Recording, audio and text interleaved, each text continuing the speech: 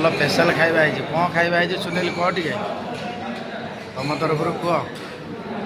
ଭଲ କ'ଣ ଗୋଟେ ଖାଇବା ହେଇଛି କହୁନା ଦେଖିଆ ସୋୟାବିନ ଡାଲି ଖଟା ଡାଲି ନା କ'ଣ ଆଉ କ'ଣ କି ରେ ସ୍ପେଶାଲ ଜିନିଷ ଗୋଟେ ଆଣିଛି ଖାଲି ଯାହା ମାଛଟା ଖାଲି ଓଲିଭ ଫର୍ ସ୍ପେଶାଲ ନା କ'ଣ ଆମ ଛୁଆ ପୁରା ମଜା ଉଠାଉଛନ୍ତି ଆଉ କ'ଣ କ୍ୟାଣ୍ଟିନ୍ରେ ଆଉ ସବୁଠୁ ବଢ଼ିଆ କଥା ଆଉ କ'ଣ ଖାଉଛି କି ରେ ମାମୁଁକୁ ଦେଖେଇବାନି